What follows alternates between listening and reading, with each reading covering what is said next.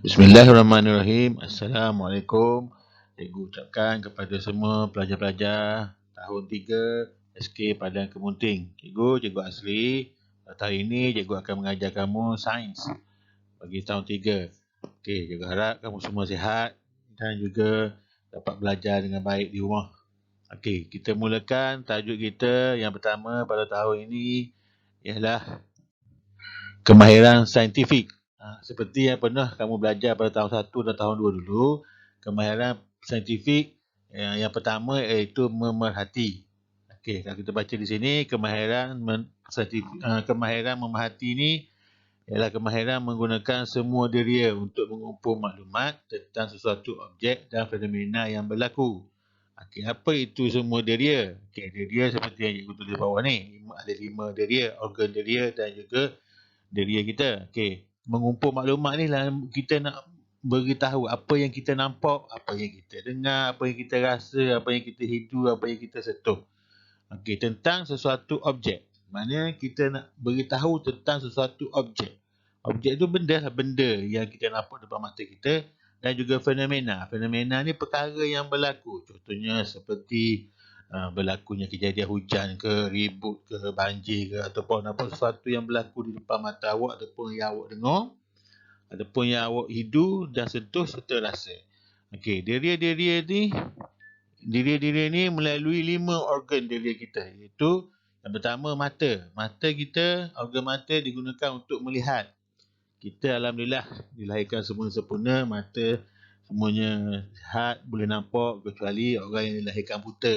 Jadi dia tidak ada deria mata ni, dia organ deria mata ni, tapi kita semuanya digunakan kelima-lima deria ni yang sempurna. Jadi kita boleh menggunakan mata kita untuk melihat. Yang kedua, kita digunakan organ deria telinga, itu untuk mendengar. Yang ketiga ialah organ deria lidah dalam mulut kita tu untuk merasa makanan, merasa minuman dan sebagainya. Yang keempat, organ hidung untuk menghidu bau harum, bau busuk, bau masam dan sebagainya. Serta yang seterusnya ialah organ kulit untuk menyentuh. Kulit ni merupakan organ deria yang paling besar yang ada di tubuh badan manusia. Itu kulit merupakan organ tubuh badan manusia yang paling banyak, yang paling besar. Itu dia meliputi seluruh tubuh badan kita, bermula daripada kepala sampai ke hujung kaki. Okay, kulit ada di semua tempat kecuali di rambut dan juga kuku. Sebab itulah bila kita potong kuku tak sakit sebab tidak ada deria rasa di kuku. Apabila kita potong, kalau di kuku ni ada deria rasa yang boleh rasa tu, sakitlah kita masa kita potong. Dan juga rambut, sebab itulah kita potong rambut tidak sakit.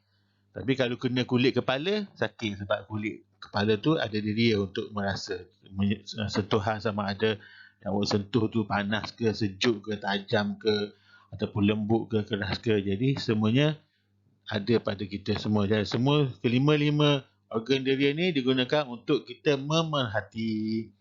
Kita tengok bagaimana contohnya. Okey, kita pergi kepada seterusnya. Okey, contoh memerhati yang pertama. Kamu semua boleh lihat gambar ini dalam buku teks. Jadi, contohnya di sini kita tengok peristiwa ataupun yang berlaku ni ialah apa ni? Ini ialah pertunjukan bunga api. Kalau tengok di bangunan belakang dia ni ialah berada di Kuala Lumpur. Okay, jadi, dua orang budak lelaki ni sedang melihat pertunjukan bunga api. Okey, dan dia apabila dia melihat ni, dia dapat melihat warna dan bentuk menggunakan deria mata untuk melihat. Dia dapat melihat warna dan bentuk bunga api. Dan juga mereka juga dapat mendengar bunyi letupan bunga api dengan menggunakan deria telinga. Okey, apa yang mereka dengar, apa yang mereka lihat, mereka nyatakannya secara lisan. Itu pelajar yang baju hijau ni menyatakan bahawa kuat betul bunyi letupannya. Dia mendengar bunyi kuat letupan bunga api. Yang seorang lagi pula menyatakan, wah, cantiknya bunga api itu. Maknanya dia melihat dengan matanya, melihat bunga api yang berwarna-warni. Warna oranye ada, warna merah ada, warna hijau ada, warna ungu ada. Jadi, kedua pelajar ini, kanak-kanak lelaki ini, dia membuat pemerhatian ataupun dia memerhati menggunakan organ mata untuk melihat dan juga organ telinga untuk mendengar. Okay, kita pergi kepada contoh kedua. Ini juga gambar yang kamu melihat dalam buku teks. Contohnya seperti anaknya dapat merasa kek yang sedap dan kelembutan kek. Maknanya anak ni yang menyambut hari jadi ni dapat rasa kek yang dibeli oleh ayah itu sangat sedap dan lembut. Manakala ayahnya ingin mencabut lilin yang telah ditiup oleh anaknya di atas kek jadi itu sebelum ada bau asap daripada lilin tu. Jadi maknanya anaknya menggunakan organ lidah untuk merasa kelembutan kek dan rasa kek sama ada manis ke, masam ke, masin ke. Dan ayahnya pula menggunakan deria hidung untuk mengesam bau asap. Jadi sebelum lilin itu mengeluarkan asap yang banyak, ayahnya ingin mencabut lilin itu supaya tidak mengeluarkan asap yang banyak dan menyebabkan bau yang tidak menyenangkan. Jadi mereka menggunakan deria lidah dan deria hidung untuk menghidup. Dalam gambar ni apa lagi yang kita boleh perhatikan? Kita boleh buat pemerhatian berdasarkan warna belon. Kita boleh nyatakan pemerhatian kita tu dari segi warna belon, bentuk belon, ataupun warna bungkusan hadiah, ataupun warna baju. Semuanya kita boleh menggunakan deria mata kita ataupun organ deria mata kita untuk membuat pemerhatian. Melalui organ deria mata kita juga kita boleh melihat bentuk topi, bentuk kek dan juga bentuk hadiah serta bentuk-bentuk lain yang ada di dalam gambar ini. Apa yang kita boleh buat pemerhatian pada gambar ini banyak.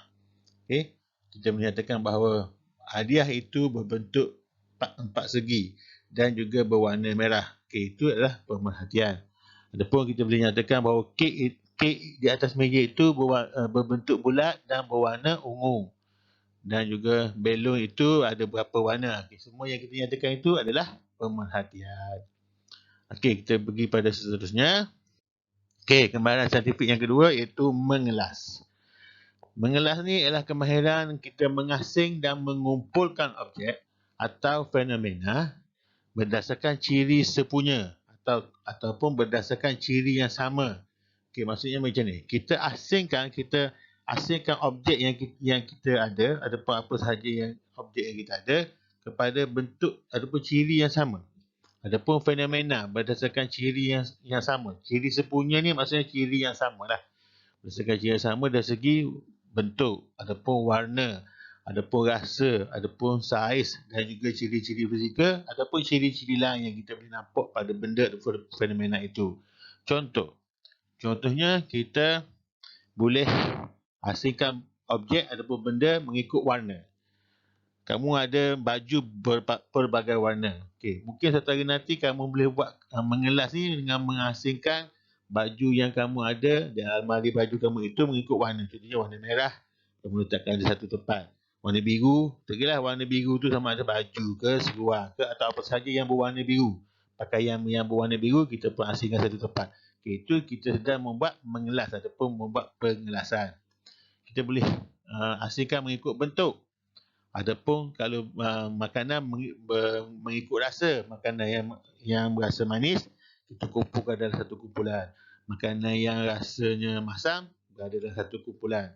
Adapun berdasarkan ciri, adapun ciri-ciri fizikal, adapun berdasarkan saiz. Saiz ni sama ada saiz besar, kecil, adapun lebar, adapun kurus. Adapun dari segi ciri-ciri fizikal ni, contohnya kita tengok pada haiwan.